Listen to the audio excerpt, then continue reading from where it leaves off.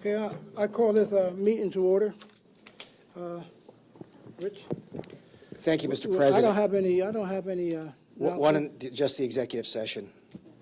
So go ahead. The executive session, it was held immediately prior on a matter of pending litigation. Okay. And the first item on the agenda under presentations is the community center at the Fell building improvements. As you know, the council is looking at various options as to what it wants to do with the community center and with the newly reconstituted Marywood Park Commission, in particular, Ms. Flanagan and Ms. Leonard, as well as Mr. Stokely, asked for an update on where we were originally with what the architect was looking at doing at the community center and are putting costs together for moving forward. And the architect came in, went through the facility, went through what was done, took some input from the council members who were present at that walkthrough, and the architect, Bergman, Dana Reeves in particular, who's our project manager and account representative, put together some ideas as to what it would cost in next steps. And she's here to present that to full council. So Ms. Reeves.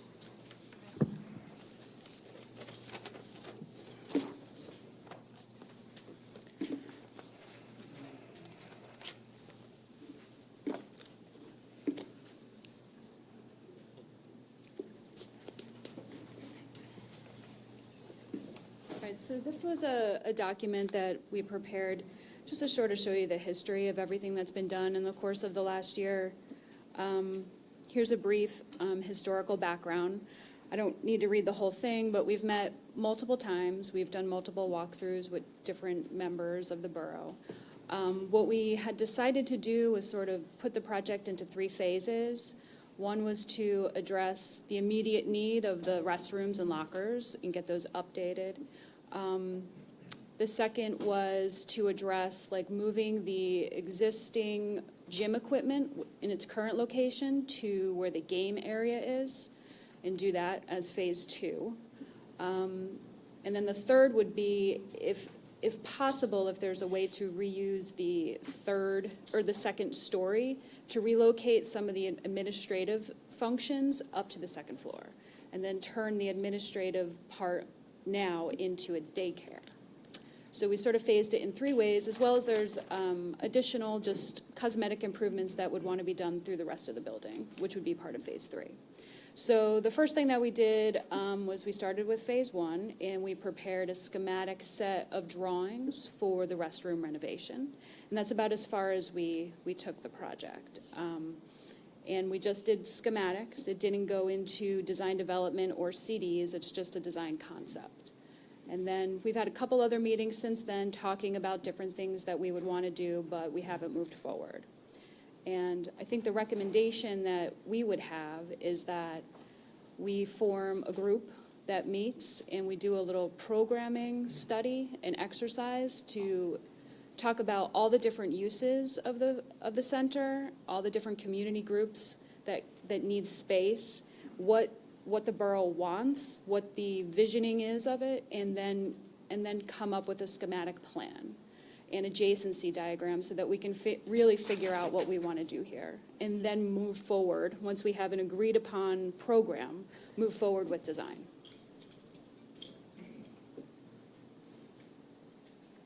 And what you've laid out, and I know you're here more for Q&A, Right. but what you've laid out in your phase 1 due diligence is the specific steps you would take, the time you would take to do it.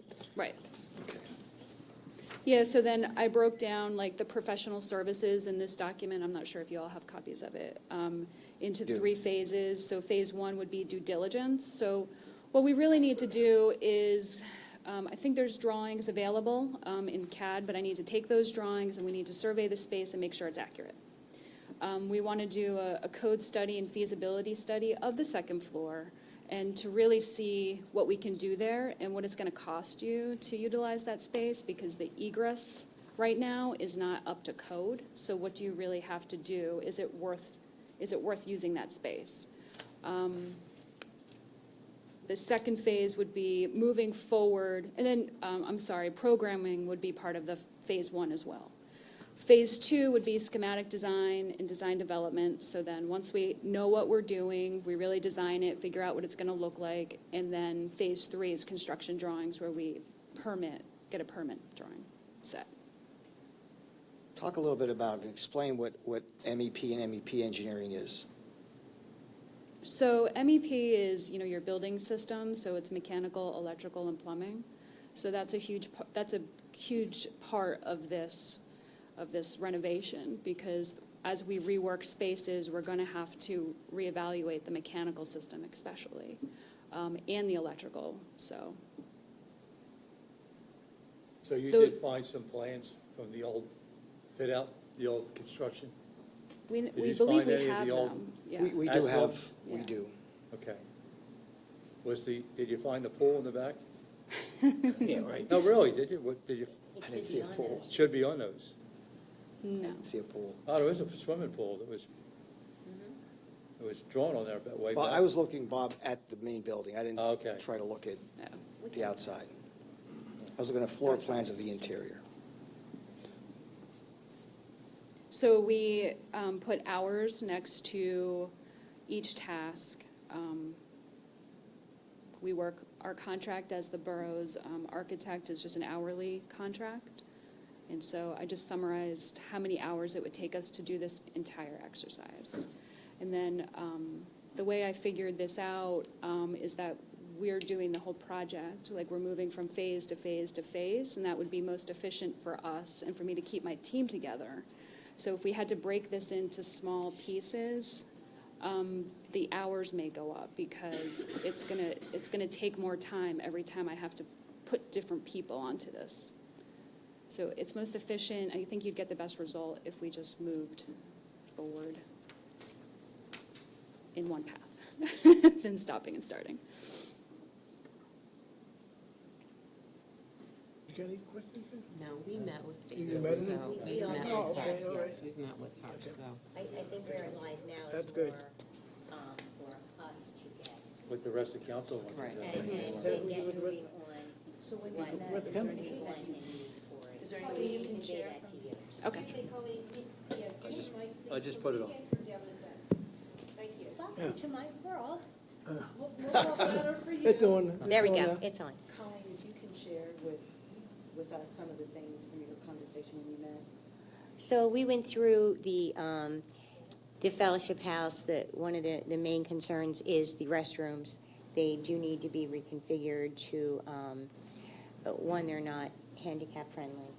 The design layout is, I'm gonna say, for a lack of a better word, backwards in there. So when you walk in, you in the ladies' room, you walk into the showers. And relocating all of that and the men's room to make them much more efficient and much more useful for people who would be using them when they're working out. So that was one of the main concerns, and showing us all the different ways we could do that. There was a few options for that. The second was the main room. So moving the equipment in there, and then it's because apparently now, this is something that's not my generation, but when people work out, they like it glass enclosed so they can see out, which does make sense, because if their children are there, they can see what they're doing. Me personally, I won't want anybody to see me, but that's, Did you say main room? the large room. Where the pool So- table is. So, and we're not taking, there wouldn't be all of that, because that was my concern. We would still have room for the community setting, because that, to me, is important for the fellowship house, so that there's still room for the older kids to come in and be able to enjoy themselves, or the seniors that come in and Every and morning sit. and have coffee Yeah. and read their paper together. And then reestablish where the offices are now, all the daycare. Colleen, quick question. Yes. When you incorporate this new gym area, will you incorporate that little room that they do, what is it that they do in there? Yes. The So exercise Well, that that'll, was- yeah, that'll that- all be opened up and incorporated into, We haven't decided that yet. oh, okay. Okay. The other room, right? We really But I mean, I haven't. think we were Yeah. gonna leave that as, we were Yeah, gonna make it a because little that's bit for bigger. a different type of Right. exercising, It's like and that'll keep individual it. classes that run all And that's that. being used every day. It is.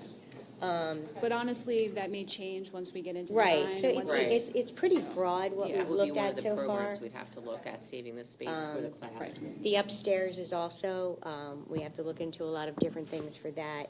I mean, it's a big space up there, but it's a lot of work if we decide to use that. There's it used to be the old office, but it's a pretty big area that we could move the offices up there again. It would take a lot of work, all the new ductwork is up there, so that would have to be moved. It may need an elevator, it may not, we have to look into that. So it's just a thought right now, and we need to look into all that further. Bob's big concern is the pool.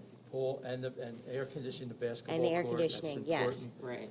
And the upstairs we used for years. When did. the old fell, we utilized it, we We used did. it. We used to have the draft up there, we used to have card games up there. We used to do a lot of things up there. Meetings up there. Well, there's the middle area is maybe 400 or 500 square feet, 600 square feet. But was never nothing done with it. There's some walls can be taken down. So you can utilize some of that space up there. And, Okay. So it's just a thought, but it could be expensive also. yes, Talk a little bit about what process you would have. You talked about creating a team of everyone that touches the building. People inside the building, programmers, public services, public works. Talk about your team concept, what you were proposing in this, Our team. as to how you would lead the team in making sure you're getting the right things in the building. Okay, so at Bergman, we're full service, so I have architects, interior designers, full building engineers, mechanical, electrical, plumbing, structural. So we'll be able to analyze the building completely. So our engineers are going to be able to look at your system, see what's there, see what we need to add. We'll be able to they'll create as-built drawings, and then they'll also give you like a building systems narrative, so you can understand exactly what we would have to do moving forward with the building systems. I'll utilize architects and interior designers to work on the design exercise. I would be the project manager, so I would recommend for the programming exercise, we get a group together, whoever the stakeholders may be, and maybe we also reach out to the community. I mean, that's up to you, but we'll have a visioning session and just really decide the best use of this space together as a group collectively. And then we'll move into the design phase, and I scoped out in here how many meetings I thought it could take, and that can be flexible, but I think we meet a couple times and just look at design models. I have hours included to build a 3D model of the whole space, so you'll be able to see in 3D what it's going to look like. I can produce some renderings if you want for presentations to the community, and then we'll move into CDs. And I have, like I said, a full team of professionals, everyone that you would need to be able to do this in-house, in Conshohocken. In my opinion, is we do the meetings at the site. Yeah. Be on site. That's a great idea. Any more questions? no, Okay, thank you then. Karen, do you have more questions? Huh? I think Karen might. Yeah, Okay. we'll talk. Okay. Okay, Thank you, Dana. You're welcome. Okay, Mr. Griffin, the next presentation this evening is Mike Mastrioni, who is the president of the Conshohocken Chamber, otherwise known as Love Conchi, and he is here to introduce himself, as well as to talk with council about an event that they would be seeking approval for in 2 weeks for a vote at the A Field.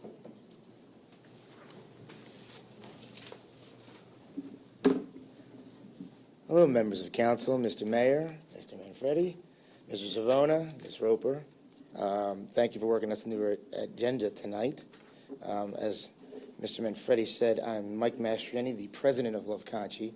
While we're marketing under that name, we're formerly known as the Greater Conshohocken Business and Development Corporation, which is operating as Conshohocken's Chamber of Commerce.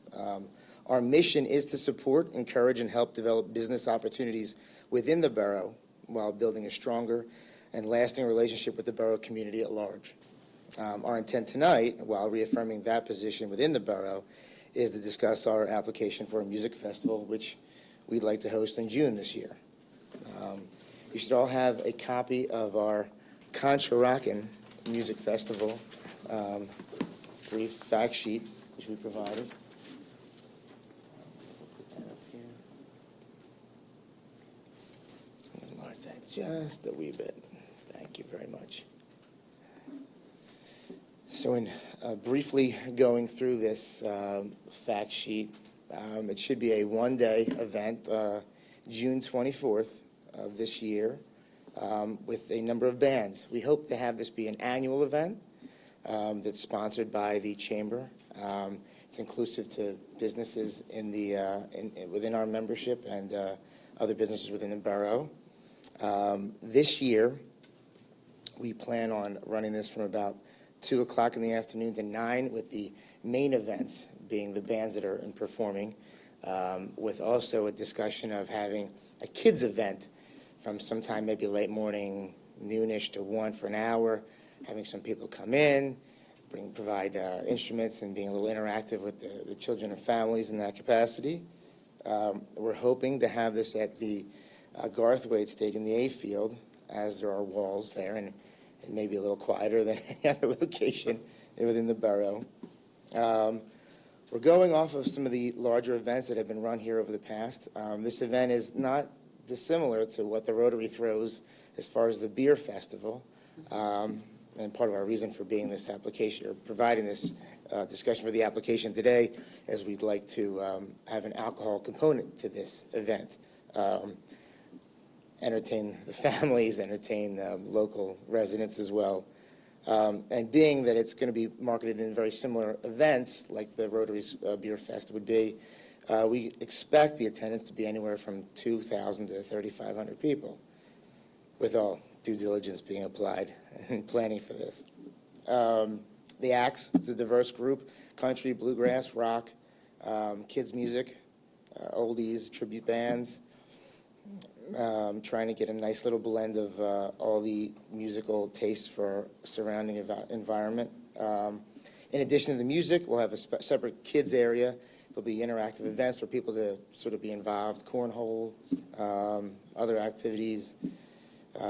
Food provided by local vendors, local restaurants, potentially some food trucks. We've started some of these discussions.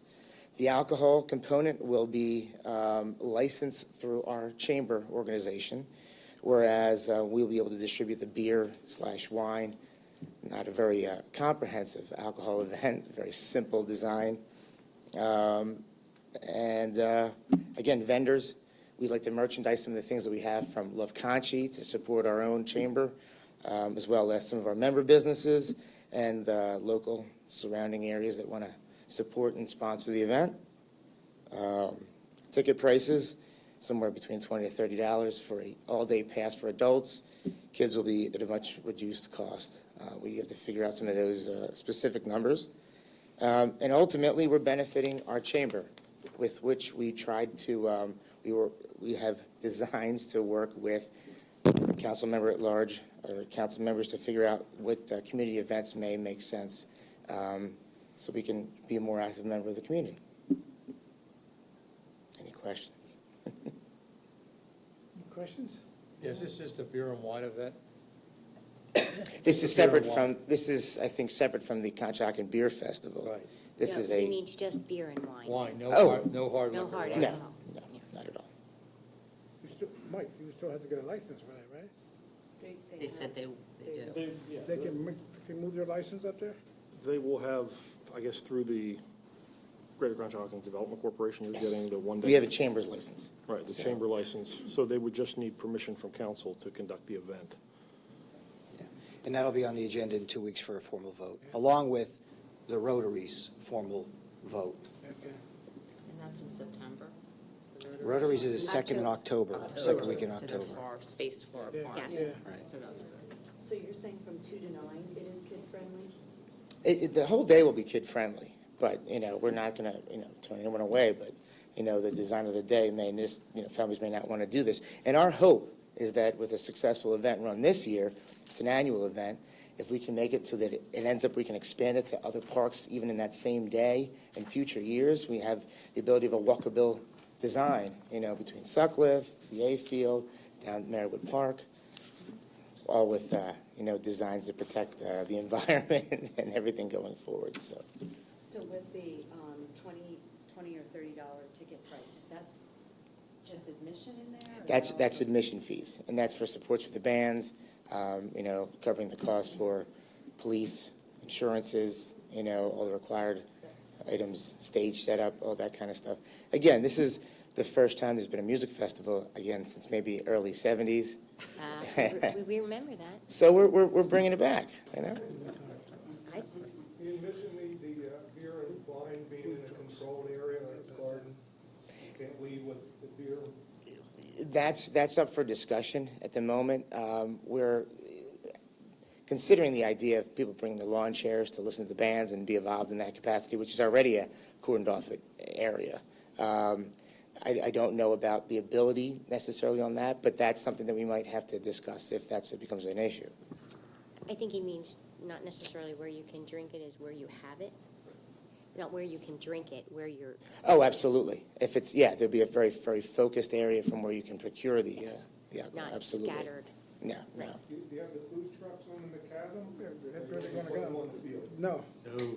no. Or do you think you're going to be putting them on the field? Nothing. Our intent is not to destroy, it's Yeah. to support and build. Just the, So it'll be on the outside, on the periphery, whether we have, individual tents and vendor stations that are set up, again, carefully placed, like we've done, much like our Winterfest done a number of years ago, how they were kind of around the corner inside the A Field, build up on there. So nothing will be driven onto the field in any capacity that leaves any noticeable trace or trail. The grass is sacred ground. Yeah. Mr. And- Our ground is respected. And I think you've already been directed to consult with the Rotary, because they have already done it twice. Absolutely. To help them, so they know everything and how to do it, so. And that Mr. would Mayor, be- we will have the normal operations meeting with all departments, police, emergency services, public services, that we have with every large event like we do with the Rotary, with the Beer Fest. Beer Fest. So we sit down and we go through every aspect of where everything's going to be put, where it's allowed to be put, what are you doing for security? So we will have that standard meeting with an event of this size with alcohol. so there isn't a request for any exception, so, except I don't see Motown anywhere on here. I will take that under advisement. Better get it on there. And you know what? In this design, I completely agree with you, so. But they had things all in the grass, too. They just always, yes, but they knew how to do it naturally in the grass, and they didn't. What else Love Country is working on within the borough to help our community businesses, and how you guys are working to bring all that together? Thank you, absolutely. So while this group started a number of years ago and was a sort of a networking, connected group of individuals, the time of businesses being connected, I think there was a bit of a disconnect on the organization design. So what we've started to source in the past year, and now putting in the direct place in the current couple of months, is a more organized, more well-connected outreach to individual businesses, members that have already existed, new member businesses that are not part of our group already, for the purpose of just having a voice within the community, and also understanding what the specific legalities are to establish a business, continue to operate a business, to move forward on that end. Our plan is we have already established, we have a meeting every third Tuesday of the month at the Fellowship House, so we're rooted in the community center there, which we look forward to working on how we can continue to help develop with all the stuff that's already been discussed tonight. But in addition to those things, we establish one network event every week. I'm sorry, every month. Yeah, that's pretty aggressive. But again, you never know. We plan on doing a few other outreach opportunities with existing member businesses, because we try to highlight maybe a local restaurant, a bar. It sort of invites a nice network and environment. But outside of that, there are some member businesses that kind of miss out in that capacity because that's not what they do. So we are designing workshops for members so they can come out and learn about how to, again, work their business, things for the community. We're learning on designs for how to help parents with college designs. There's a number of activities, posting jobs. We've redesigned part of our website now to be more interactive and specifically focus on the fact that we are a chamber. Instead of just being a glorified network connection, people can connect with us and we can help them, build their business, build their relationship with the community, and foster that all the way through. Does that start to answer those questions? Thank you. Very welcome. And I think I can speak for all of us, is we welcome you here at any time. The idea is transparency across our community so that we're all actually aligned and working on projects that move us forward and not against each other. So I appreciate, and I'm looking forward to Rockin' Music Fest. Well, thank you. We look forward to the same thing as well, on all counts. Any more questions? No, You good? the more events we have at the A Field, More, the more it's better for the residents. People enjoy them. It brings the community together. So it's a wonderful thing. Thank you. Great idea. To add to that as well, we've met with the Colonial Neighborhood Council, and we're working to source fresh produce for them throughout the summer, and hopefully into the less weather-friendly months as well, and build into a couple of pieces. So, again, our outreach will be very community-based with all the things that we do. thank you. We appreciate it. Thank you. Thank you for having me.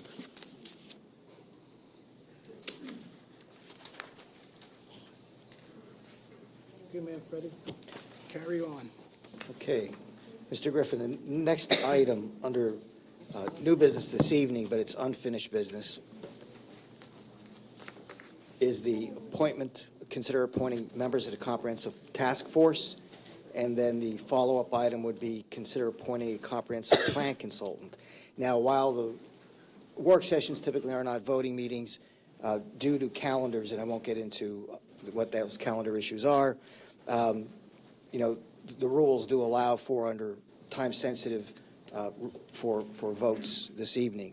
So I think that these two items, in order to continue to move forward, would be action items for actual votes, but I'll turn it over to Ms. Sokolowski, who's chair of the Comprehensive Plan Task Force. Thank you. In front of you is a list of task force members that, based on the feedback from all of our applicant interviews, I tallied all of the feedback from all of us, and this list of 8 individuals are the final candidates for each of the categories. So we have a planning commission, we have someone representing athletic and recreation, the senior community, the business community, K through 12, and then 3 community members at large. So if it's the council's pleasure to approve these 8 nominees for the Comprehensive Plan Task Force, I would look for a motion. I would make that motion. I'll second it. I got a motion and second. All in favor? Aye. All opposed? Motion carried. And then, in addition to appointing the members of the task force, we also talked about the 2 vendors that were candidates to help us with the process. And if it's council's pleasure, I would like to propose, and I'm having a mind block. Can you help me? Yeah. Boucher and James as the candidate for nomination. I'll make that motion. I'll second it. I got a motion and second. All in favor? Aye. Aye. All opposed? Motion carried. Sorry. I had a total mental block. Anything else? That's usually me.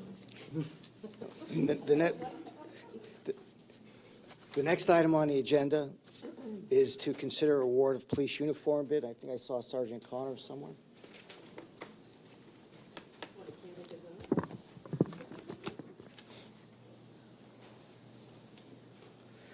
Just to tee him up, as you know, in the budget, the police proposed new uniforms. Council approved it. Because of the dollar amount, it had to go out to bid. It went out to bid. The bids came back in, and in 2 weeks, it will be on the meeting for you to approve and award the bid. Didn't know if you had any questions or if you wanted to talk at all about about the uniforms. If Well, there's anything you wanted to say. the only question I would have would be the current standing of the bid process. Last time I heard, we only had one bid that was received by the borough. I've been out on training, so I haven't had a chance to speak to the administration to see if any others had been submitted since then. None have been brought to my desk by the agenda deadline, therefore I'm not aware of any. Well, the bid closing was March 20th. Yeah, and the bid closed, so that's what I'm saying, I don't know that there's any more. We advertised it, duly advertised, one submitted, this would be the bid award if they qualify and meet all the specifications. So as long as you look at this in the next 2 weeks and you are comfortable that they met all the bid specifications of what you put through, then unless you say don't award the bid, this would be the bid that council would have to award. Right, and the one bid that had come through, which was prompt, it was pretty early in the timeline, we did have a chance to review that. That met all the requirements, so unless there was any others that had come meeting those same requirements, surpassing, then so far we're pretty happy with the return as is. Okay, so the bid we received was from Red, the uniform tailor? Yes, sir. Okay, How much was it? I'm getting there now.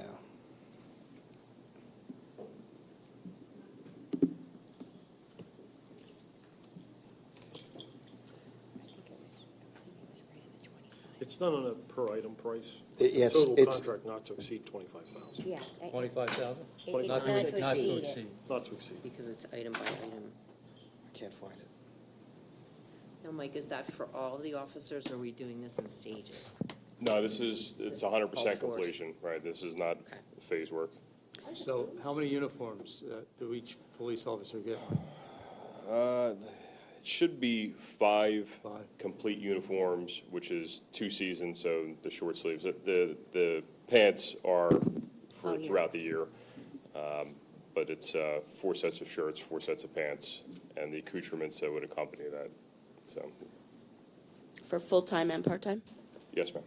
Part-time, I think it's stipend less due to the amount of hours that they can't exceed, so they have less wear and tear than full-time.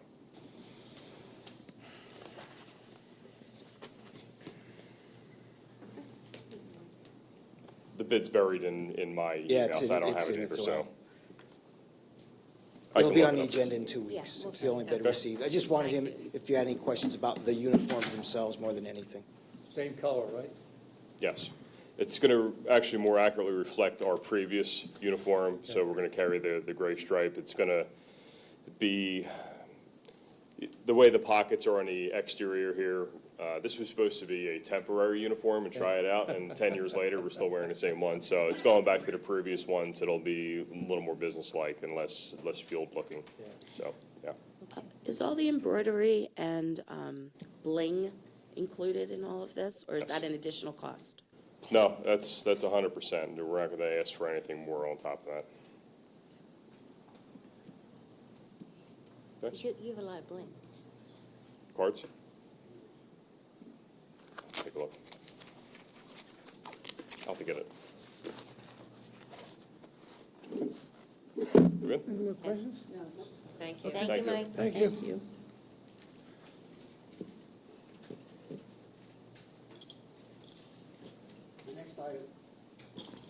Next item on the agenda, I'll ask Ms. Stetler, if she would please come to the podium. This is a waiver of off-street parking in the Business Commercial Zoning District.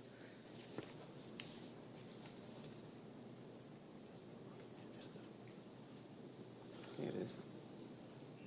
Thank you. Is Peter Hoey here? No, Peter, you're here, good. We have had 3 applications, 3 requests for waivers of off-street parking. This is permitted under the Business Commercial District of the Commercial Zoning District in the zoning ordinance.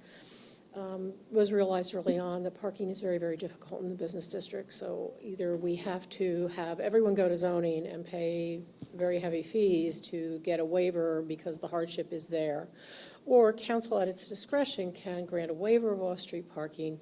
It was left to council to do this because some uses are much more intensive than others. I don't know if you want to talk about the other 2 who do not have people here tonight? Yes, please. All right. First one is, since Peter is here, is is for 6 East First Avenue. This is for Snap Custom Pizza. It formerly was the local table, which was granted a waiver of off-street parking for a very similar use. 6 East First Avenue is quite unique in that it is part of a larger building. It's part of the Storey building, and there is no off-street parking available, and there's no opportunity to place off-street parking there. Peter can talk about his business. They have 4 to 6 employees per shift. So I will leave this to Peter to ask, so you can ask whatever questions you like. He can describe his business a little bit.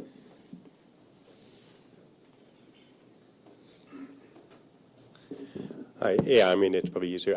Basically, we do pizzas and salads for consumption on premises or takeout. We don't do delivery, so it's 2 menu items. It's, I think as Chris said, we have generally 4 to 6, as few as 2 people at a time working. And I don't know, are there questions that I can answer, or any information that I... Your hours? We're open from 11 till 10 at night. And you're a pizza parlor?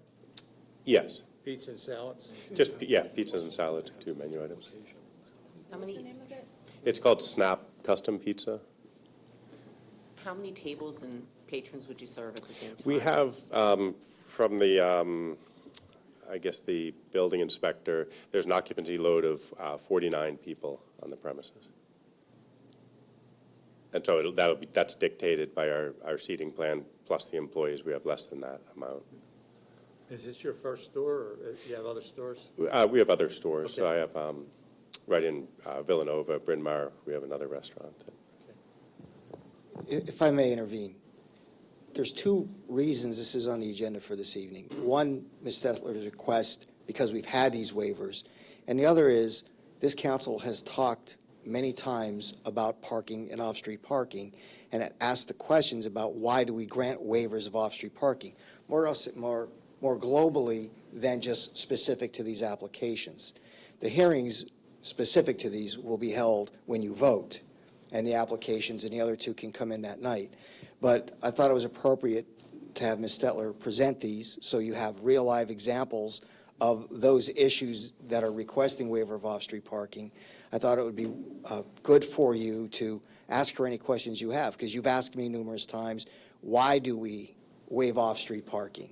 What are the circumstances around waiving off-street parking? So I thought this was, that's why this is on the agenda, for those 2 purposes, to introduce these applications for future consideration, whether it be in 2 weeks or thereafter, and also to have the discussion with Ms. Stetler present about how you got to off-street parking waivers and what it's all about. So as soon as they're done asking you questions, I just wanted to point that out so everyone understands the context in which we're talking about this. Yeah, we have 5 restaurants, and we only have 1 that has, I think, 14 parking spaces. All the other ones are in similar situations where they're kind of in urban, suburban locations where they're in kind of a downtown district without any parking on site. And you don't deliver? No. So you won't have cars, your delivery trucks, cars lined up in the middle of the street? No, we don't deliver at any of our locations. Yeah.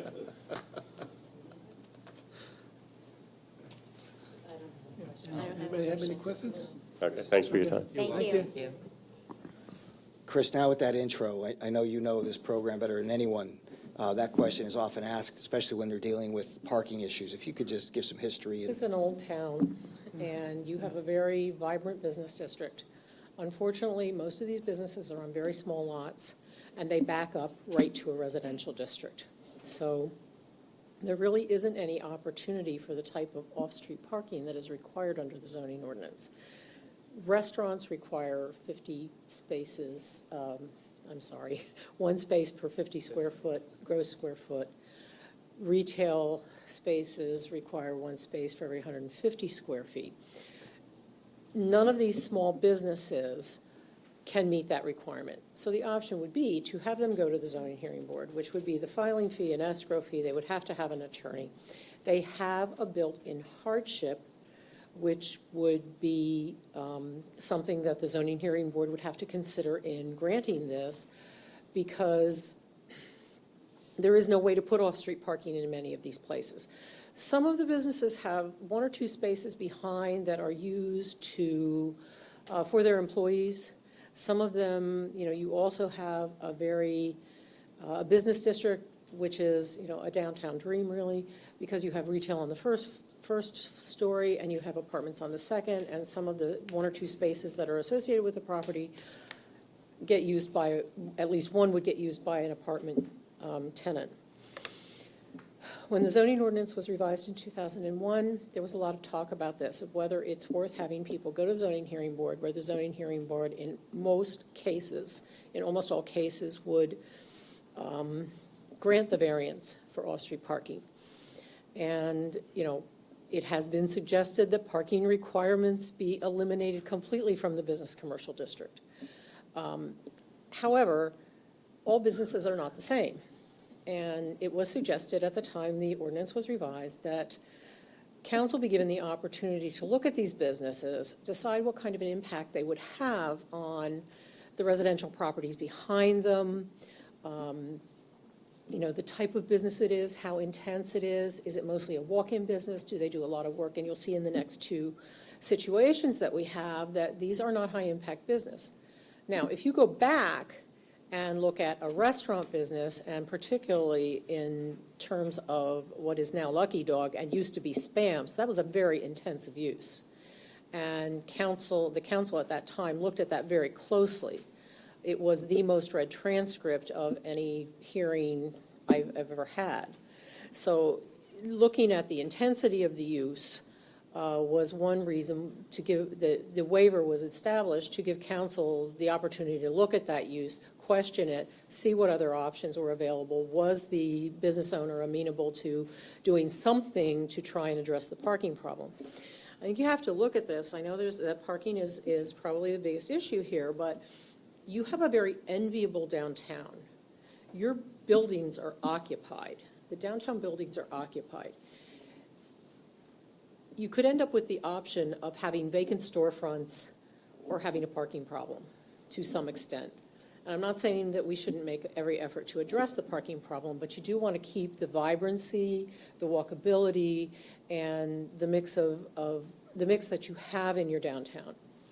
So that being said, that's why the waiver was established, was to give you an opportunity to look at the intensity of businesses and see whether these were something that you really thought fit into town. The other two cases that we have had requests for waivers are for Prestigious Petals at 121 Fayette Street. This is also a property where waivers have been granted before. The proprietors were not available this evening, and they have hours from 10 to 3 on Monday, 10 to 6 on Monday through Friday, 10 to 3 on Saturdays. They're closed on Sunday. Most of their business is either walk-in, phone, or internet. They have a very nice website because I needed to find their phone number today. So they do encourage people to do this, based on either electronically or giving them a call or whatever. They may have one or two spaces in the building. I don't have a number of employees, but they do have a limited number. What is the business? It's a flower shop, Oh, which, I'm sorry, you said 121? 121. Which is it? It's on the other side of the street. I think it may have been, it was the cigar store. Oh. Yeah, it was a cigar store. And they did have a waiver of off-street parking as well, and I think before that it was a credit union. Again, they had a waiver of off-street parking for that. There just isn't a lot of space there. The last one is a business that's been in operation for a while. We have allowed these businesses to operate provided they make the request for the waiver of off-street parking. It's an insurance office at 126 Fayette Street in the building where Light Parker Kids was. There is one full-time, it's a farmer's insurance office. They have one full-time, 2 part-time staff. They do have some parking in the adjacent lot. There is an agreement between the owner of the building, which is Steve Vecchio, and Flacco's, for some of the spaces in the lot between those two buildings to be designated for some of the businesses in that building. So they have 1 or 2 spaces there, and their employees can use that. Their business is mostly done by phone. They have very little walk-in traffic. They have Monday through Saturday hours, Monday through Friday, 10 to 6, and Saturday, 10 to 2 by appointment only. So these are the types of these are not the types of businesses that would warrant an extensive amount of discussion. They're small, they're low impact. I think that the three of them provide a diversity in your downtown that is quite beneficial. We haven't had a flower shop for some time. A lot of people were still looking for that. It's nice to have something other than a restaurant, although the borough has created a very dynamic restaurant niche, downtown niche. So, I mean, that's what is going on in our downtown. And, you know, a little bit of diversity is not a bad thing, although it probably will never take over everything. Colleen and I were just talking, there was 2 flower shops there years ago, They're Yeah. going right back in the same location. same place. Yeah. And you said the other place, an insurance company going to Light Park? It's like a one office. It's Farmer's Home. It has been around, this application. In the storefront? No. Oh. No, I don't believe it's in the storefront. Oh, in Light No, Park. because the storefront Oh, is in the Tierra kids' building. Caliente. Oh, okay, in the kids' building. Yeah, the kids' building. Anything on the storefront yet? I have not heard anything. There have been a couple of, there has been one, I've had one inquiry regarding whether the property was historic. It is over 50 years old. There are some elements of it that are from an earlier time. Any changes to the facade would have to go through a design review process, because you want to keep what you had to some extent. So your options on this are to continue with the types of hearings that you have if you want to look at the intensity of a particular issue or a particular business. Or these can come in with additional information, maybe a different type of application. You could review them and then vote on them. The zoning ordinance could be amended to eliminate this completely. So you have a couple of options here in how you want to handle this.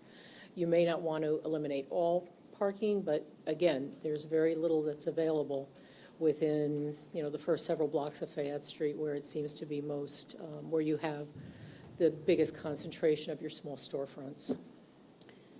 I just kind of want to put out there on the table, since a lot of the parking issues are in my ward in the residential area because of the downtown.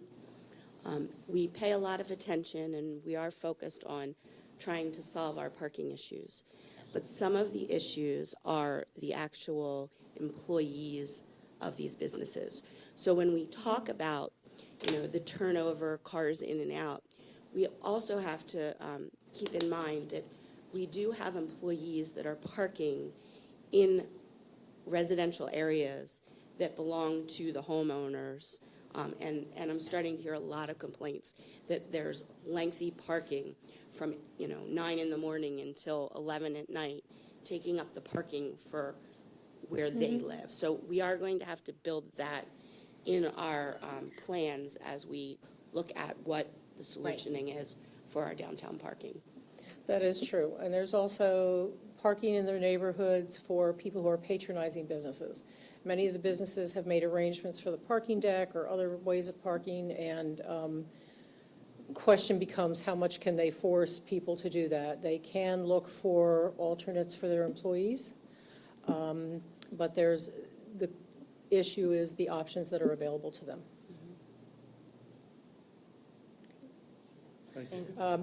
Would ask you to take some action on these at your regular meeting. Okay, thank you, Chris. Thank you, Chris. Okay. All right, Mr. Griffin, the next item for your consideration is 3 Colwell Lane Land Development Plan, which is a proposed 16-unit townhomes, and I'll turn that over to Mr. Savona. Yes, this application has been pending for some time. This is the old Fraternal Order of Police Lodge building. The applicant's proposing to demolish that structure and to construct a total of 16 new townhouses on the site. The application has been to the zoning hearing board on 2 separate occasions. Once to get variances to permit the 2-family attached dwellings, the residential development in the LI zoning district, which is where this is located, and off-street parking between the front wall of the dwellings and the street, then returned for another variance from the reconstruction of the existing driveway, which is actually technically in the floodplain. So they got relief for that as well. It's been through the Planning Commission. They received a recommendation for approval with the waivers. It's actually just, there are 4 waivers, nothing crazy. They're mostly technical waivers. And the applicant has reviewed, we prepared a land development approval resolution. I sent that to the applicant's attorney. Mr. Hughes reviewed it. They have no objection to any of the conditions. Most of the conditions would be standard compliance-related issues, escrows, operations and maintenance agreements for the stormwater facilities and things like that. So the plan has been thoroughly vetted. I don't know if Mr. Hughes has any other comments. I know you did a review this month as well, but it would be appropriate for council's consideration in 2 weeks. And there'll be a formal resolution for your adoption. All right. Okay. There being no questions, Mr. Griffin? What's that? If there's no questions, I'll continue to move on. We will. Okay, under manager matters, I have several matters. The consent agenda, I'll go through what the consent agenda will be for 2 weeks on the 19th. February and March meeting minutes will be on the agenda for approval. Treasurer's report and accounts payable. Adopting an ordinance to amend the Marywood Park Commission requirements. Adopting an ordinance to amend the park regulations, in essence, to allow dogs in certain parks. Once we advertise that, which would be Friday, the public will have access to both of those ordinances. To appoint, if you recall, we had Ms. Stetler with the CDBG and Housing Rehabilitation Consultants. We went through a process for selecting those consultants. That'll be on the agenda in 2 weeks to appoint those. In essence, it could be the same people, Nancy. Then also, they'll be ratifying appointments of Mr. Collins to the Marywood Park Commission. And if you may recall, there was 1 seat remaining on the EAC, Mr. Rocco. That'll be on. Everything has come back for that, so that is ready to be finalized. And then approving the alcohol event at the A-Field for the Conshohocken Business Chamber, Love Conchi, and approving the alcohol event at the A-Field for the Rotary on that weekend in October. So that's all consent agenda items. I have a few other matters to go through with you this evening. Most of them are more informational, except for these first 2. As you know, you've established a new practice of reviewing any matters that would be going before the Zoning Hearing Board. We have 2 matters, and you should have them in front of you. One is 3 Blind Pigs, and that is a matter that is with Jaspers. So we can have the discussion one by one, if you prefer. Would you want to address that, Mr. Svone, or would you like me to continue? No, you can go ahead.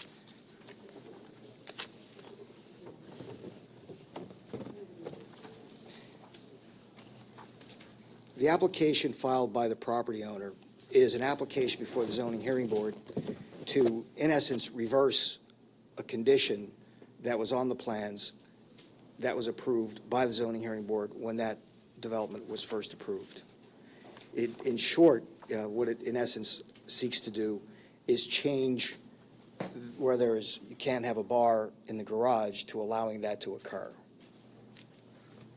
So the real question is, do you want to take a position on this, or do you want to let it run the course through at the Zoning Hearing Board? So they want to put a bar in the garage? In essence, yes. So they can serve people outside?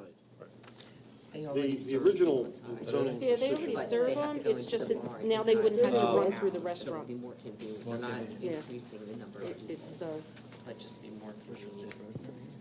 No. Was it in the original request? The original zoning board variance grant actually prohibited them from having a bar in the garage. If you recall that application, there was a lot of attention about the noise and the potential for noise, and so I think it was one of the conditions that the zoning hearing board imposed in an effort to try to limit the activity that would take place outside of the main building.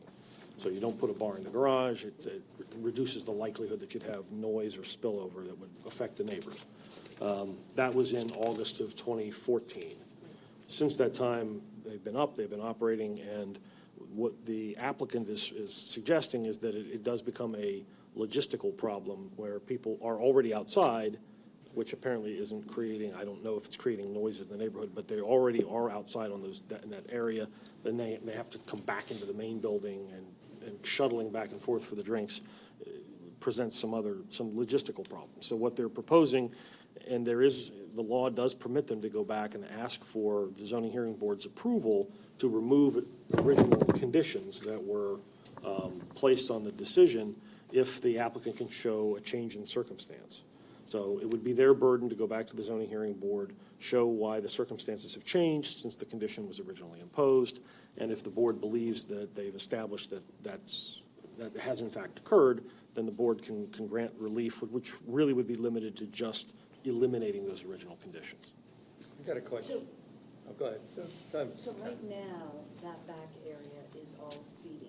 Right. It's Seating and a tables and- fireplace. They don't have any intention of changing that, is that right? Because it would make a difference if they were, The addition, what they're proposing is that there's just an interior reconfiguration within the garage and building. that's, Not changing the footprint of the garage, not doing anything, there's nothing else suggested in the application that they would do, other than add a bathroom in the garage and a small convenience, what they're calling a convenience bar in the garage. And I think with it being enclosed inside the barn, or the garage, it would help eliminate a lot of the noise too. It would be held on inside that building.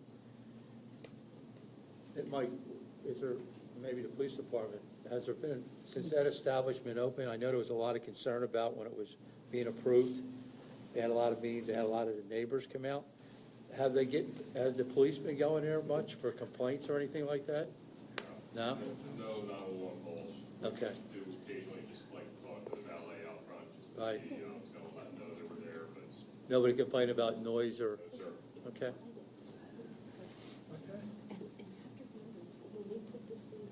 So again, if council's content to allow the applicant to proceed, we don't need to take a position, and we can just let the zoning board sort it out. If you felt strongly about it one way or the other, then my office could appear, but, do we have to make any kind of motion? no, this is more just, we're just talking it through. Yeah, the only action would be if you wanted to take a position, I would put it on the agenda in 2 weeks. So if you don't give that direction, there's nothing more. Everybody's okay with that, right? Yeah. Let it go to zoning. Well, they have to go to zoning. They have to go They to are zoning. going to zoning. Yeah, They they're are going there. to zoning. They have The only to. question before you this evening is, do you want to take a position in a support or in opposition of this application at the zoning board? Okay. If you don't want to take any action, you do nothing more with it. Oh, I would say I was in support, but it doesn't sound. Yeah, we might as well just let it go. Nobody And will we'll have take to action. hire our legal team again. Yeah. Okay, carry on. No action. Okay, well, do You you, want- Okay, well, you, We should be in well, do you want to support it? We're I'm in supported, support of yeah. Okay, I'm good with it.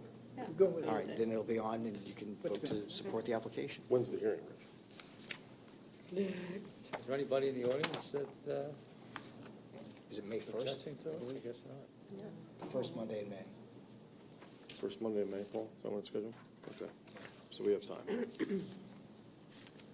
Is there anybody in the audience? huh? Guess not. Anybody in the audience got anything to say The about next it? application Nope. That's not. I is guess by not. Mary Schaefer. This is a single-family residence on 12th Avenue, parallel to, best way to describe it is, the home appears to have 2 front yards, but it's really a side yard, Yeah. the way the house is situated. So when you look at it, if you're looking at it from 12th, you're looking at the side of the house, which has a door, a patio, but it's really a side yard, not a front yard. What they would like to do is to be able to put a fence up in what is the backyard, but it looks like it's a front yard, and you know the issues we have with front yards. So the question, and they're going before the zoning hearing board to be able to erect that fence. The question, again, before council is, do you want to take a position in opposition or support or none at all of this? If you, it's really a question of what's your pleasure. If you had a chance to look at this, if you haven't, we could put it on the agenda in 2 weeks. If you want to take action on it, I can answer any questions you might have about it. Hey, Rich, I only have one question, which I didn't see on there. The fence is coming from after the porch out, correct? I don't think it's, I couldn't tell by looking at it. It's a little kooky, the way. I know the It's property. really weird. I Yeah. just, If you're, it's if you're, not coming out to the sidewalk. it's coming out, if the house, this is 12th and this is the house. Mm-hmm. It's coming out, I guess it would be the left side. Right. And it's projecting Yeah. forward towards 12th, along the front yard, and then down the side, and then back along, I guess it's the alley. The cover, How well? is the fence going down along the porch or after the porch? Well, that's what's hard to tell. Yeah. It appears to me that where the porch is, if you're in the Where the side porch yard, ends, that yes. it would be somewhere right around where the porch ends, because it kind of comes up. Because that's, in essence, Right. their backyard. Right. That's Yeah, how I that looked won't at show it. it to you. For relief, because they wanted Is it- to is- Right, so I, read this. that is, yeah, I'm fine with that. I know that property, it's, Are we gonna That's get- the only way we they gonna can- get in Right, trouble it's like we got in unique trouble property. down on, Hudson Street, no. The way with the the property the is fences you had down there? the way the property is situated, it kind of drops off, Yeah. and the fence won't be in, you can stipulate it's not in the right of way, it doesn't appear to be in the right of way. So this isn't your typical front yard. That's, yeah, my suggestion would be, if we did anything, Yeah, I know, but we had that maybe trouble we, down we ask the zoning hearing board, if they do grant the relief, to impose as a condition that they verify that the fence is located Outside of the right of outside of the right-of-way, or request relief to allow them to locate it in a position that's approved by the borough, so that it doesn't interfere with, So the right street. of way is the sidewalk, correct? yeah, there's a sidewalk It'd be between. it'd be far from the side, it'd have to be. Yeah, The Make problem sure is it's that 12th has an 80-foot right-of-way, so you've got an enormously larger right-of-way than you do the paved cartway. So figuring out, even though this might be technically in the right-of-way, because it's not coming down past the sidewalk, it's not going to be anywhere near the street, No. it's not going to be the same problem that we I was had. down on, Right. yeah. okay, So yeah. it seems unlikely, but that's why I'm suggesting we could put a condition on it to ask the board If you put to conditions, verify that as to how the far placement of the fence, and the final placement be approved by the borough engineer. And they, Yeah, because this one section says it'll be located in the right of way. But the right-of-way is much larger than the road itself. The right-of-way for 12th in that location is 80 feet wide, and the cartway is probably, I don't know, 26, yeah. possibly. So you've got a lot more right-of-way down there that we don't use. Yeah, when I looked at it today with Paul, it's very different than it shows on that print. Yeah, In that case, I will put both of these items on the agenda for your consideration for a vote in 2 weeks.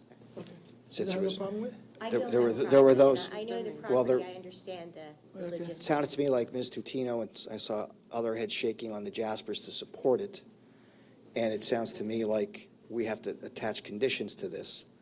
So it'll be for a vote or not in 2 weeks. I'll come up with some language that Yeah. would suggest some conditions for this one, and if council's inclined to send a letter of support to the zoning board, I can Right. put something together for you to vote on in 2 weeks. Okay? I think their goal is just to keep the toddlers in the yard. Yeah. And I get it.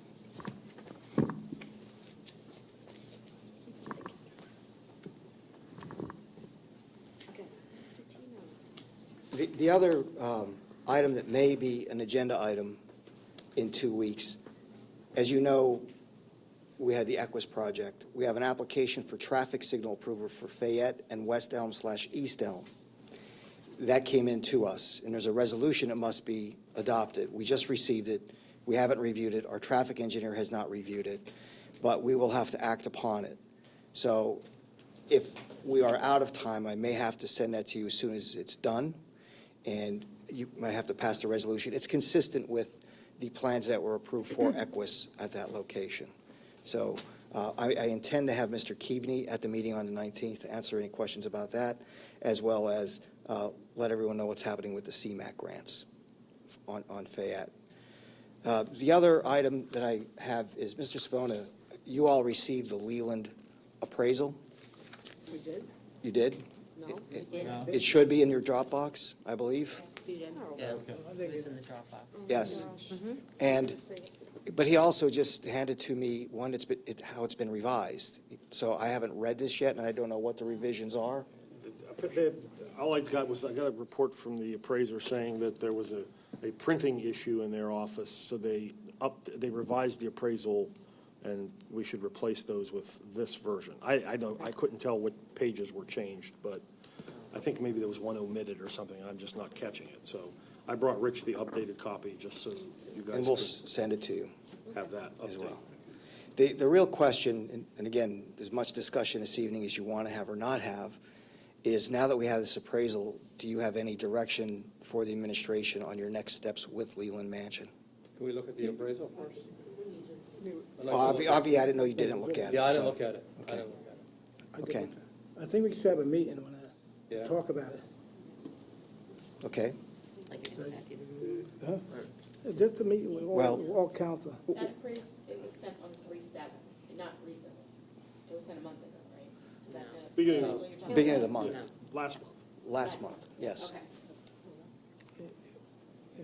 Yeah, we just got this one. I got mine. No. Yeah, no, he just sent the updates. I think his letter was dated the 30th. We Yeah. probably got that on Monday.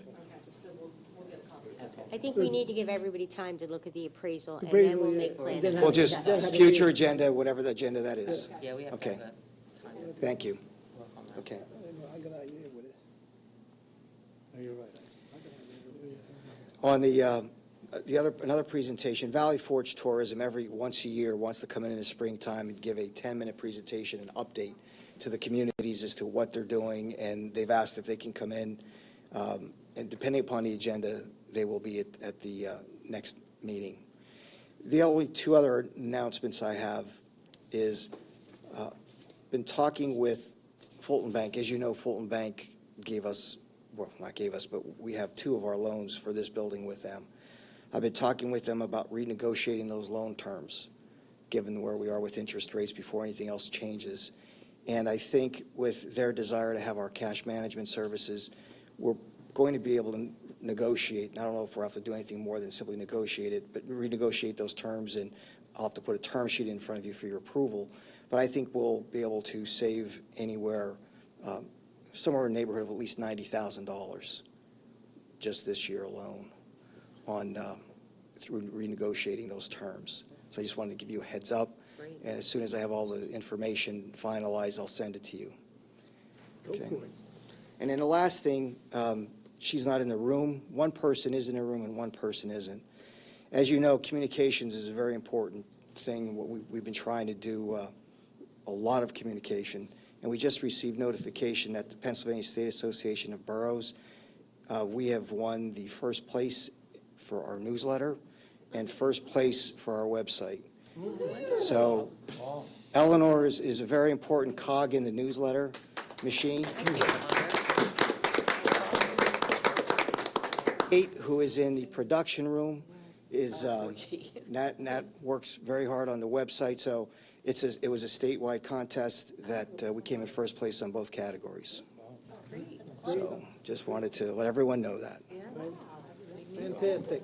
Okay. That is all I have under my matters for this evening. Okay. We got council matters? It's Mike's. Yeah? Yeah, I think. Legal matters.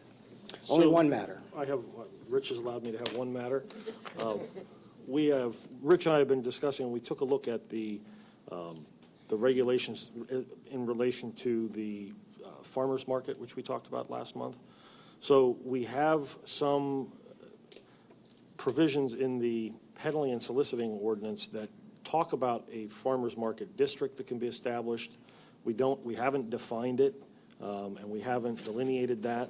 I think we would need to do two things. One, council would have to give me some idea of where you would like to permit the farmer's market so that we can craft an appropriate resolution that would govern where council's allowing a farmer's market to go, and put together some rules relating to where and how long those can operate.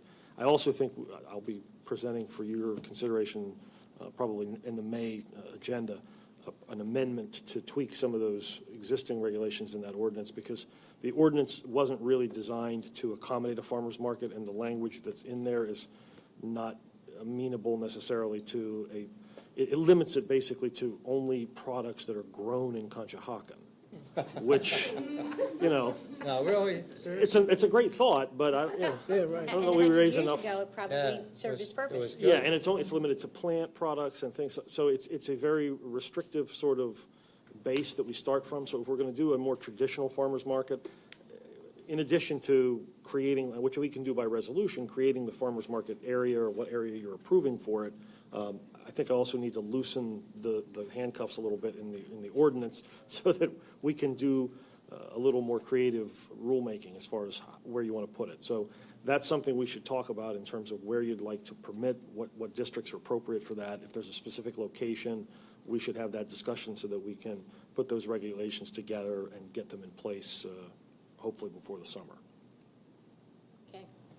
Sounds good. Okay, that can work. Okay, you get count. Next, we have council member matters. First two items on Mr. Tito's. Yeah, here we go. So we are looking to improve the parks in Conshohocken. This is an effort that we. Turn it on. To not being heard. So this is with respect to park improvements in the borough. Right now, in the first ward, we have two different parks. One is Haynes Silvati, which is down at kind of a funky sort of intersection across from the Grand, where it's Caldwell and Elm. It's coming in there and it's kind of tucked away. And right now, that's a children's playground, swing sets and sliding boards, etc. There's also a second park that until recently, I don't think we really considered it to be a park. We weren't really sure because it was just open space. And that is located right on 2nd and Maple, so it's right behind the houses there. And it's right now, it's open space. So in trying to accomplish a few things, which include having new equipment, a safe area, something that would really be best, like a better area and accommodate more children, what we've been discussing is maybe making that open space area into a children's playground. So that would take moving the brand-new equipment that has been earmarked for Haynes Salvati and putting that up at 2nd and Maple. What that would allow us then to do is use the Haynes Salvati area as a true dog park. So we would be able to fence in that area, and because of that, it gives us a little bit more freedom that we can add a couple of parking spots. That might relieve kind of some of the pressure since it's a very congested area for the homes that bump up against that. So it was just today, in fact, that I learned that this is something that we can do. We heard back from the county. The space, we purchased it with open space funding, and it can be used for any type of public recreation or open space improvements. This is all allowable under our grant. So that's something that I would like to ask council to consider, and that consideration is to make Haynes Salvati a dog park, and an actual dog park, not just dog-friendly, fenced-in, a true dog park, and then convert what is just open space into a children's playground area. Okay, are we going to use some of your money for that? So right now, the equipment that was earmarked That's already done, yes. that was accounted for, Right. so that would move over. As far as, it's very early to determine all of the costs associated with turning Haynes Salvati in, because you don't know with, right, that's, there's currently a basketball court there, so that's macadam. That I think what we would need to do is, right, dig that all up, remove what's there. But it seems, in trying to evaluate different options of what to do there, a dog park makes the most sense. It's because it is tucked away. I don't think it's somewhere where we would want to invite any activities that would lead into later in the evening. It's, Yeah. and I think there's very little opportunity for children to walk to the Hain Salvati versus up at Second and Maple. I think we could draw in, and I think we'd see a lot more utilization than we do where the playground is currently situated. You do have the dumpster trucks going through there also, so that's a, We do. It's not a very attractive, it's no, not. it's not. And I think, Secluded. and it then, and I've talked to some of the constituents in the area, so between the people at the Grand and then back in Cunningtown, that there are more dogs than there are children. Yeah. And the people with the children did kind of have a little bit concern about the safety because of where it is, and not only that, but even the congestion and the trucks trying to cross the street is. I think it's a good idea. So, and again, early stage, trying to figure out in terms of the feasibility of even having a water fountain in there. And I mean, those are some big dollar items, but it's so early that, well, Paul, we'll have to talk more about that. Yeah, a couple things. Second Avenue Meadow, and Mike just reminded me that, as you may or may not remember, there's a second phase plan that goes with that land development plan. And he just whispered in my ear that there's $64,000 coming for that Second Avenue Meadow Park as well. The time-sensitive piece of this is if we're going to use the existing equipment that was planned to go in Hain Salvati at Second Avenue Meadow, Mr. Sokolowski needs to know that yesterday, and we need to drop a plan as to where it's going to go. And, in fact, what we learned from the county today is it was originally intended to be a playground at that site. So it's kind of a natural. Right. I would just really need you to tell You me. need a motion? If you can make a motion. I'll make a motion A second? Got a motion, a second, all in favor? to Oh, we put the still Hain didn't- Salvati park But for- equipment into the meadow. Mary, oh, but we don't have the time. Well, we'll have to expedite. Yeah. Okay. We don't want Now to. that we Sure, now that don't we wanna know move that. it twice.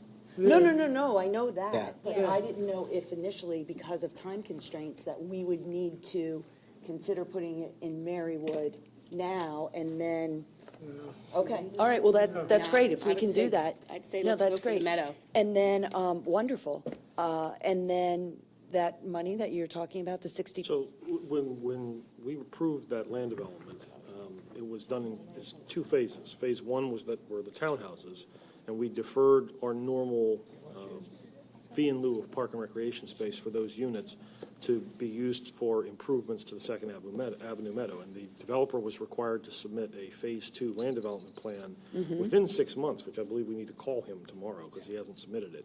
But that money is to be spent by him to do the improvements in the park. Basically, we gave him a credit for doing those improvements. Does So any it's- does the bridge, is that part of that 64? No. In addition No. to? I think the bridge was always required under the original court stipulation and settlement. What we were requiring him to do was basically landscape and do some finish work. Again, the design was up in the air. We hadn't settled on how you wanted it laid out, and that we deferred that to Phase 2, but that's still in the queue. So if we call Mr. Borkowski and tell him that the borough needs him to come in with a plan to accommodate the park I might have him equipment, programmed. then, yeah, you have that already, that's already been teed up for you, so. Nice, okay. Yeah, and if Equus, which continues to move forward, the 100,000 from them that goes into your ward would be able to help you with the dog park. Great place for it. Good idea. So your holding out helped you. We got, Pardon me? You're holding out on that. She helps is, you. she avoided that whole question when I asked it. She just, what are we gonna do with the dog park we got? What are we gonna do with it? we're keeping We're it, gonna right? keep it, Yeah, On each side of Fayette. And then, The one across this there don't be dovetails used too into much. another topic. As you recall, you created the Dog Park Advisory Committee. Yeah, like people- Since you're now People around town. creating another dog park, it would make sense to expand that. So I'd like your permission to advertise in Karen's area for, people to serve on that dog park and have members from both the riverfront in Tina's and the Second Avenue Meadow Makes sense. Did you talk So- to the Riverfront group about that? Not Well- Second Avenue, Haynes Salvati. Hey, well, Haynes Salvati, I'm sorry, yeah. So, have we talked to them about it? Yeah. In what Are respect? they in agreement with the merger to merge in with another group? I think that's a council decision.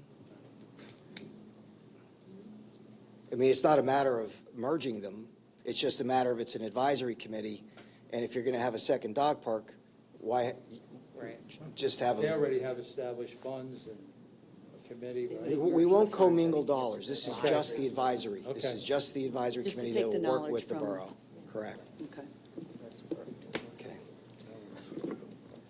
All right, So yes, that's your answer, All right, that so- you can, okay, so Right. there is the, that's item A and B. The next item, Mr. Griffin, Didn't I have a motion and second for something? don't, Didn't vote yet.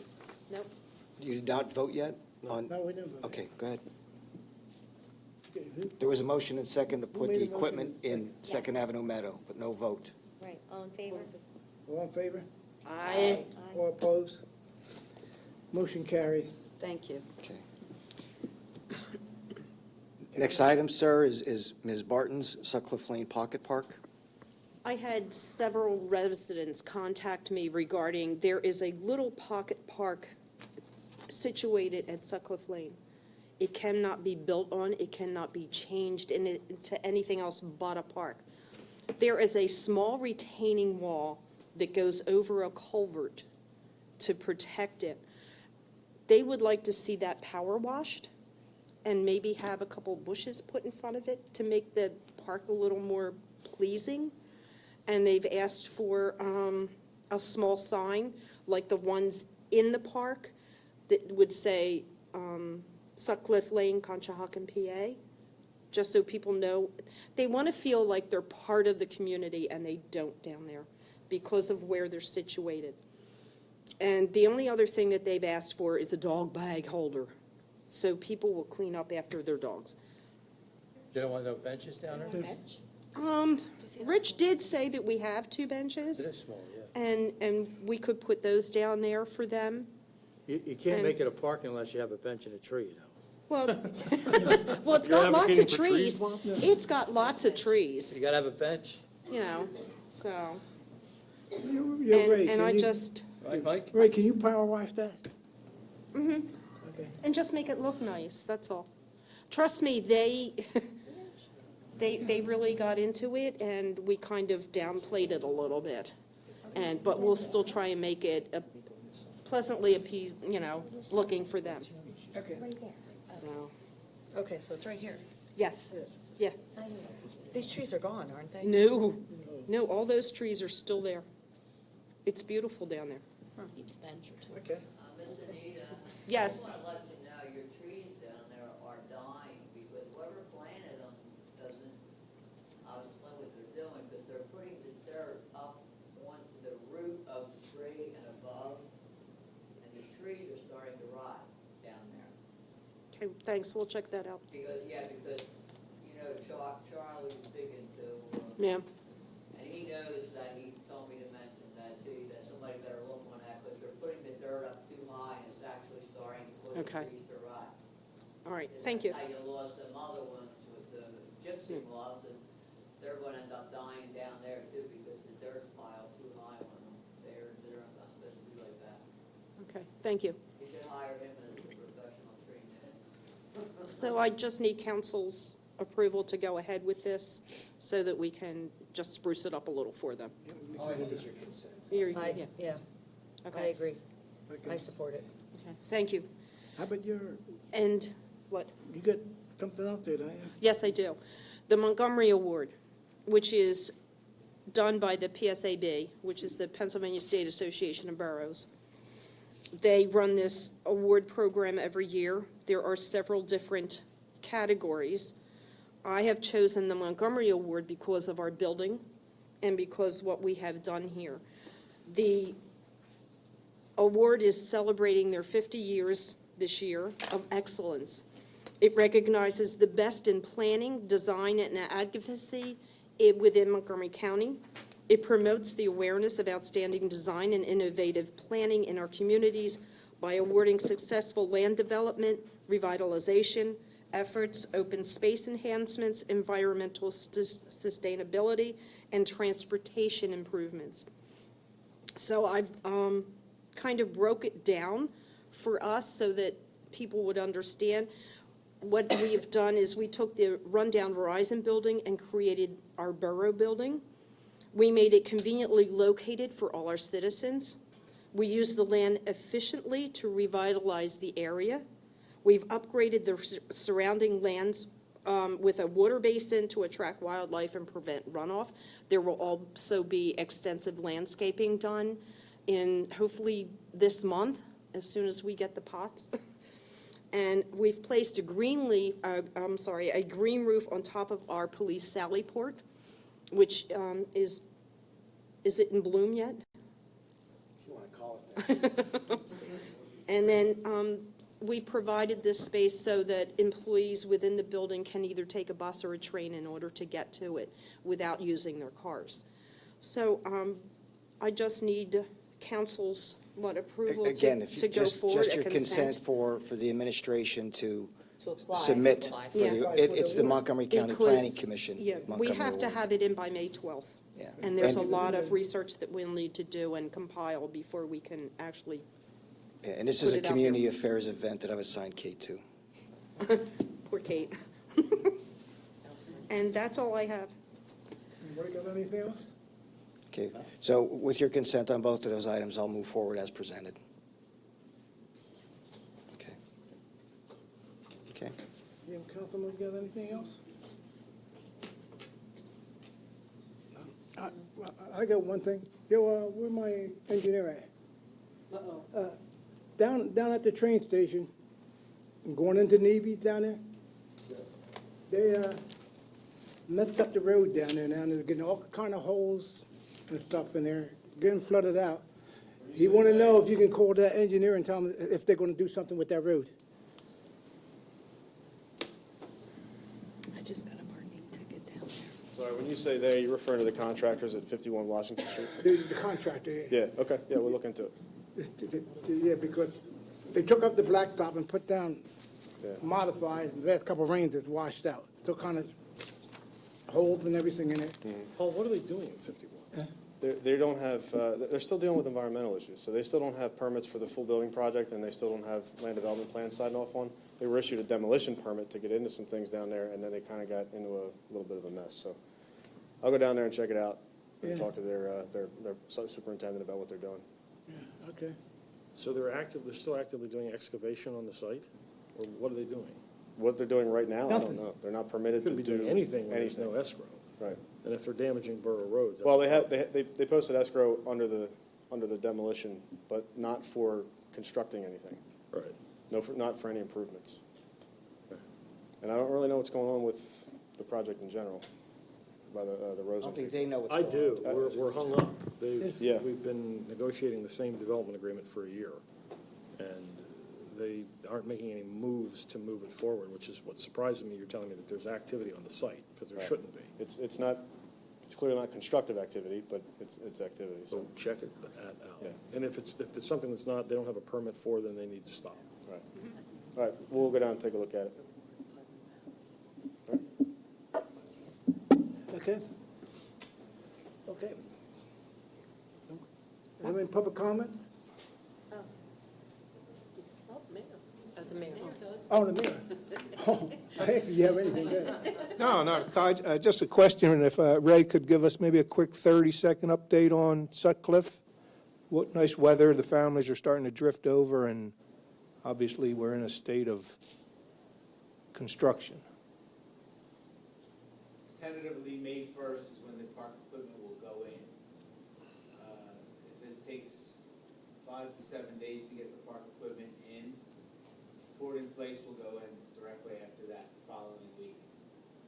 They will work Saturdays if necessary. So tentative is because of the weather. So if we have any weather issues, the poured in place can go in during the drizzle, but it cannot go in during the rain. So that would prevent them from being able to put it in. It looks like it will take between 5 to 7 days to get that park ready.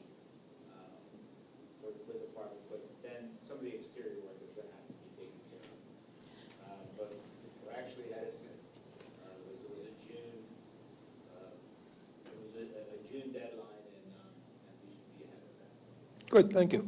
So And you're Ray- saying if all goes well, it would be ready by May 1st? No. No. If everything goes well, both these parks, the new park that we talked about tonight and Sutcliffe would be ready by June 1st. Weather providing. Weather, That's a big word, right? How- Weather weather, providing. you could put the rain like anything tomorrow. Ray, how long does that settlement have to take once you put the equipment in? Isn't there a, The equipment goes in first. Right. And stone base right, and Paul's engineered drainage will go in. okay, And then after that, the port in place will come in. Okay. They'll be there, I think they work about a 10-hour day. They're coming from Buffalo, uh-huh. so they want to get it done. And you'll have that orange fencing around the playground until So that's this is all done? complete. And then Okay. the signage is going to go up if the fencing comes, if any of the fencing comes down, but it should come down. Okay. Public comment? No public comment? Hi, I'm Renee DeKoski. I'm with the CPW Rotary Club, and I just wanted to say ahead of your vote next week on our Beer Fest event, if you might consider allowing us to reserve that field, the A field, for the second weekend in October for a period. This will be the fourth year, I believe, that we've had the event, and we really love being at the A field. It's a great location for this event, so hoping that, we can make sure that that second weekend in October is reserved maybe for the next 3 to 5 years, or, whatever you would see appropriate there, but just a point of consideration ahead of your vote. Thank you. Well, you can get the date they want, to reserve it. Yeah, that's what's on the agenda for your vote. Yeah, okay. And so what she's asking is not just for 2017, but for a period that's stretching out to 2022. I'm gonna be around here around that time. So, okay, we'll see. Come on.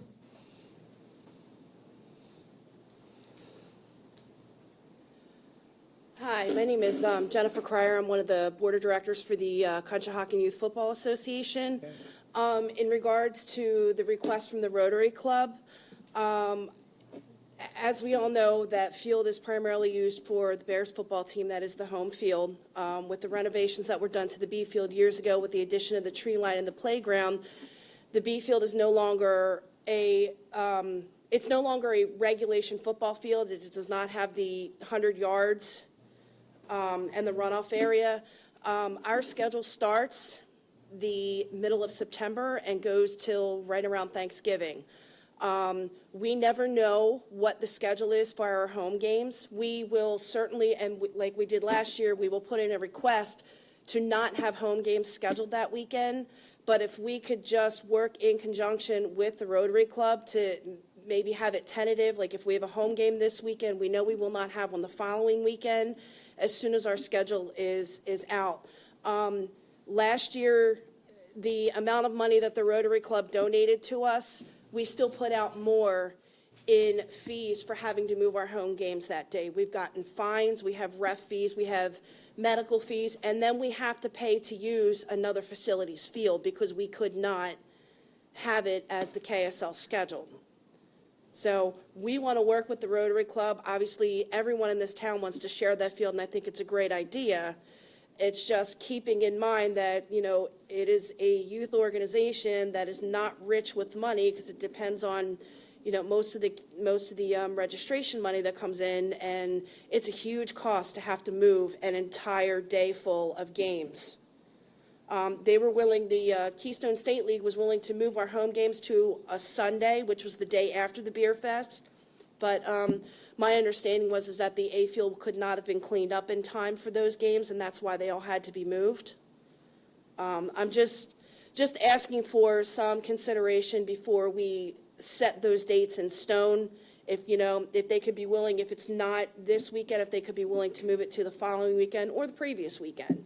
We never know. If we know a date ahead of time, like I've already had our representative put in a request for the weekend of October 14th and 15th for them not to schedule us a home game, but it's never a guarantee. And the amount of money in fees and relocation and having to pay referees and the fines from the Keystone State League to begin with, because that was our slot to use our home field, and now we can't. So when do you get your schedule? Unfortunately, our schedule is not set in stone till the first week of September, which I know is a huge issue planning-wise for both the Rotary Club and everything.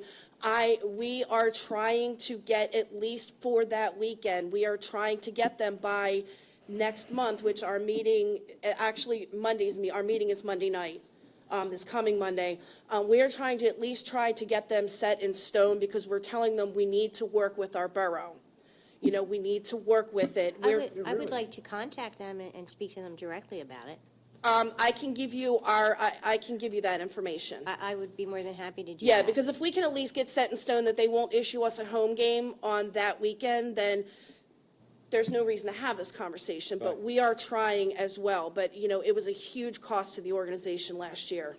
But the same thing on a Sunday, when Rotary leaves that, when Rotary leaves that field that night, everything's cleaned up that night. it isn't. They can't leave that field on the. No, it was not. There was It will still, be this year. No, it Believe me. won't, Ike. Yes, it will. No, There's no way it can, Ike. it I'm gonna can't. make sure It it gets can't done be. this year, before they It's whistle. too much physical work to it's a get lot, done yeah, it's a that lot night. of They physical, I can't. know it's a lot of physical They have to do labor, it and then on when it Sunday. ends late at night, Because It's it's on not- the, what's going, That's how the and what last time do 3 you, times. what time do your games start? our games start. If it started on a Sunday, what time would it start? Well, if it was on a Sunday, our games would start at 9 a.m.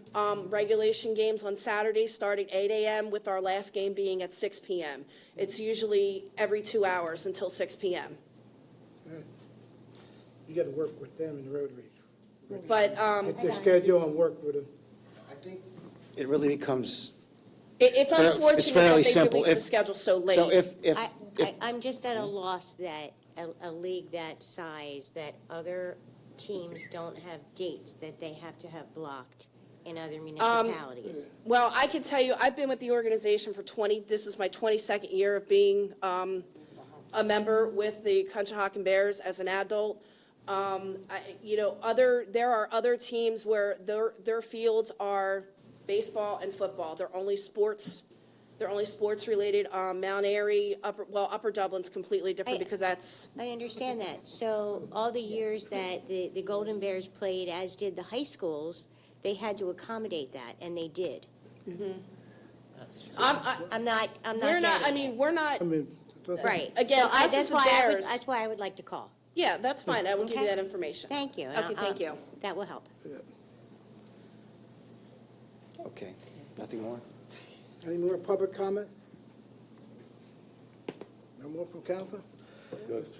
Okay with that? Meeting adjourned. So